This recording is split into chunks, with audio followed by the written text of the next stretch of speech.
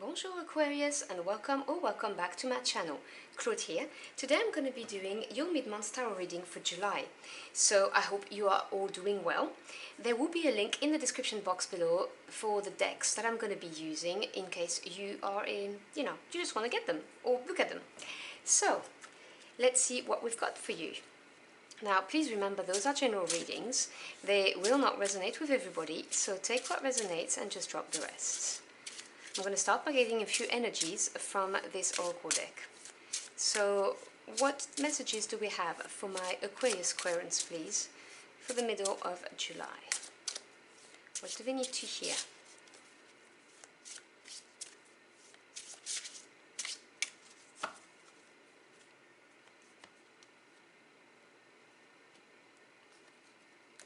Alright.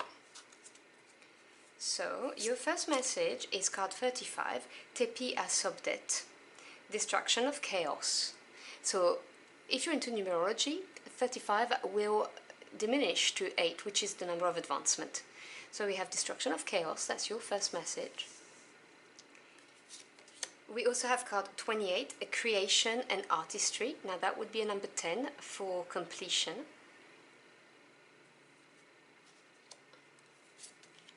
And card 8, so another 8, fertility and sex.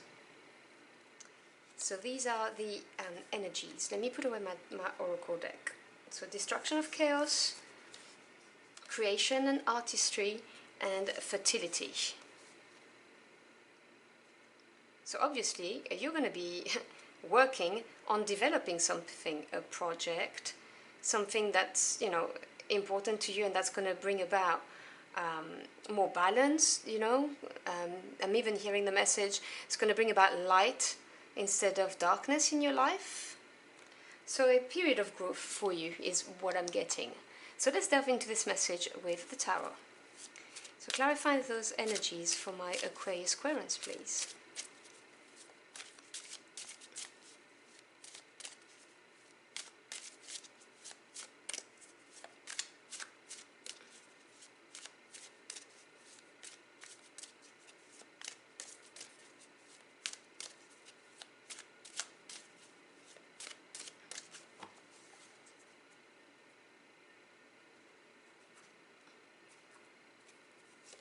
Alright, so am I holding my deck backwards? Yes, I am. I don't read reversals. So we have the Seven of Swords,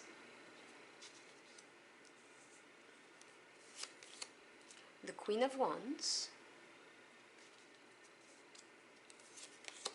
and the Eight of Cups. I hope you can see that, because it's a golden tarot. Supporting the Seven of Swords, we have the Ace of Pentacles. We then have the Nine of Swords and the Lover, Major Arcana. Energy supporting you, bottom of the deck. We have the Page of Pentacles. So let's start with this, because this is directly linked to the message from the Oracle deck about creation. A period of development. The Page, just generally speaking, represents a new direction. It could be news coming your way, but it's also the desire to work on your skills, to train, to develop, because they're training to become knights. Now, Pentacles is earth energy. This is the physical realm, so it may apply to your home life or your work life. So it could be to do with the building you live in, but also the building you work in, and careers, job promotions, business, projects, education if you are not employed, or if you're looking at taking on courses to develop your skills. The Page of Pentacles is somebody who's keen to learn and develop their craft, their skills. This is really interesting to see this coming as your supporting energy, because clearly from the oracle it is going to be a period of focusing on creating something, which is going to help you move away from the dark, see the future with a more optimistic outlook, but it's a very fertile and productive period you're about to enter if you choose to embrace this kind of energy of learning and developing your skills, whatever the reasons you're here for. So we have the Seven of Swords, you have two swords energies, and you have two pentacles, and yeah, it's pretty much spread when it comes to the suits. Swords is air energy, and you've got the number 7. Now, 7 is the number of self-analysis, the experience that stems from this, and that gives you confidence to move forward. And the swords is to do with the mental realm. So they represent, the thoughts you have, your views on the world, the knowledge that you gain, and also the truths that are exposed.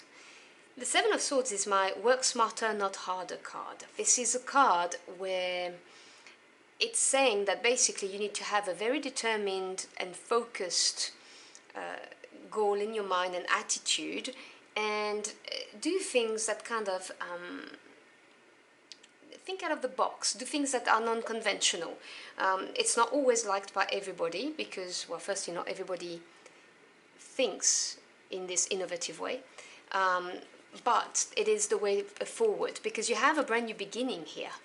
You see, you have this Ace of Pentacles. Now, the aces are the origin of the suit, and they encompass the potential of the suit. So this is a brand new beginning in a very practical term in the material world. So it could be a small sum of money given to you to start a project or start your business. It could be a job offer. It could be a raise. It could be you being headhunted and having to be smart about this, about how you go about this basically, because you can't just tell your boss, yeah, I'm thinking of leaving, because we all know that's not going to go down well. So, take what resonates. But this is your liberating card, basically, destruction of chaos. And in order to make this manifest, you're going to have to be smart about it. And be very determined and be ready to do what it takes, to materialize this. Maybe go on a course, develop a certain aspect of your skills that's going to be required here. And then you have the Queen of Wands supported by the Nine of Swords. So you go from the 7 to the 9 of Swords. Now, obviously it's progression, and 9 is attainment or achievement. But in the Swords realm, when it comes to the mental energy, it sometimes denotes overthinking something, and when you overthink something, it has a tendency to stress you and worry you. Whereas, you see, to me, the Nine of Swords is the card of courage. It's looking at a situation or a problem and understanding that the worst that we're imagining has not happened yet. It will only happen if we feed into this negative thinking. There is no point in trying to predict what's going to happen. You just have to be present in the moment. And so this is why I call it my courage card. Because, and I know it's easier said than done, but when we feed the negative, we manifest it. So it's very much a card of be aware of not overthinking things, not stressing about things, because it's not going to serve you right now. Because here you've got this Queen of Wands, and I see this Queen of Wands as being you. Now, the Queens represents patience, understanding. Wands is fire energy. So this is, passion, desire, your spirit, what really ignites you. And this Queen of Wands is someone who's, generally speaking, and there are no genders attached, okay, because this is a general reading. This is somebody who is charismatic, who knows how to attract what she needs, he or she. This is somebody who exudes confidence, She's got a big stick, she doesn't need to use it. She knows that people are going to do what she wants them to do because she has that magnetic appeal. And so normally this person is very, very confident, but this person is plagued with overthinking and worrying and concerns because of this new beginning, which obviously, is for you to be aware of. I really see this as you embodying this person who's normally very confident, but at the moment, not so much. And I do believe that this brand new beginning is going to, is going to end the chaos being the chaos in your mind. And then you have the Eight of Cups and the Lover. So the Lover is a major arcana. So to me, as a tarot reader, it represents the direct intervention of your spirit team. So whether you work with your angels, your ancestors, spirit, God, the universe, whoever that is.